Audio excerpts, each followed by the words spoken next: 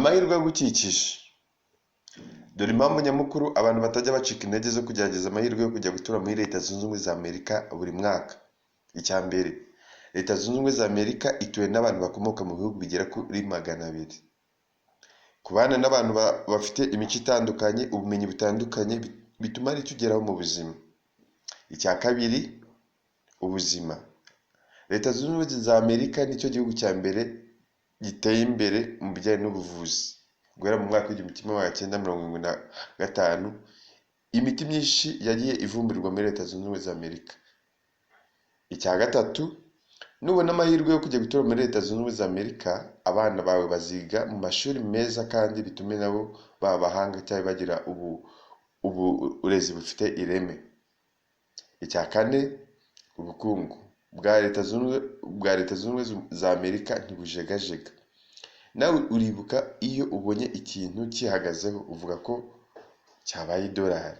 Iryo faranga rituma ikomeza kuba ntanyeganyezwa. Mu gihe waba wabonye amahirwe yo kuzajya gutura muri Leta Zunze Ubumwe za Amerika ndetse usazuye uhembwa muri ayo mafaranga y'amadolari. Ikindi wamenya, kubona ibyo kurya n'ibyo kunywa muri Leta Zunze Ubumwe za Amerika biba byoroshye ugereranyije no mu bindi bihugu. Ikintu cya gatanu, uburyo bwo kubona akazi.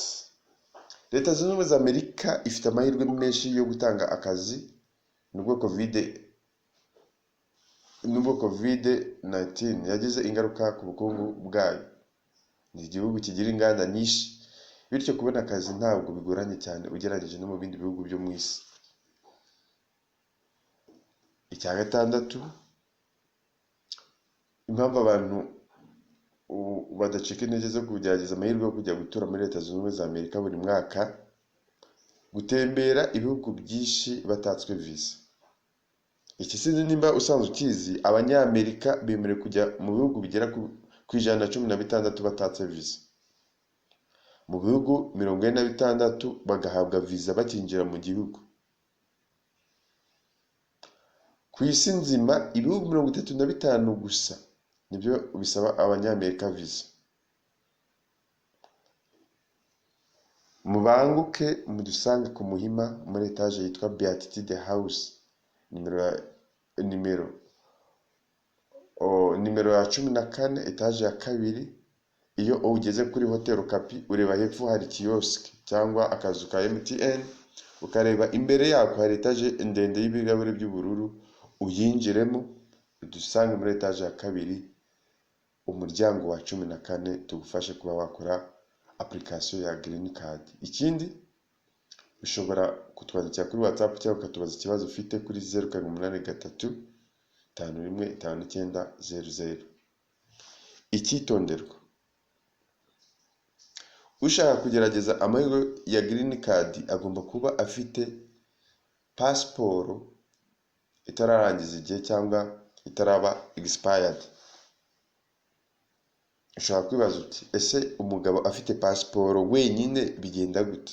Igisubizo: kwiyandikisha biremewe, umugore n'abana be bakazamugenderaho mu gihe baba bamuhisemo. Ikindi kibazo: ese iyo umugore afite passport wenyine bigenda gute? Igisubizo: yakwiyandikisha abandi bakazamugenderaho mu gihe yaramuka atoranyijwe.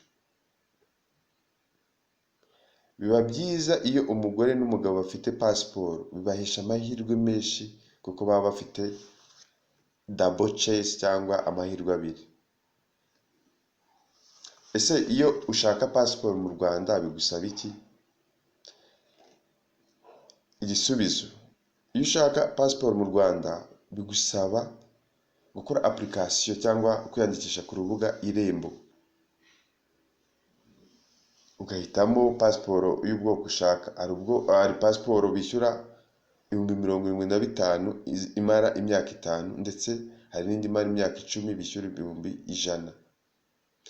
Ntitwakwandika ibintu byose hano cyangwa ibibazo n'ibisubizo abantu bashobora kwibaza, ariko ufite ikibazo ushaka kutwandikira kuri nimero twavuze haruguru, ariyo 0783 515900.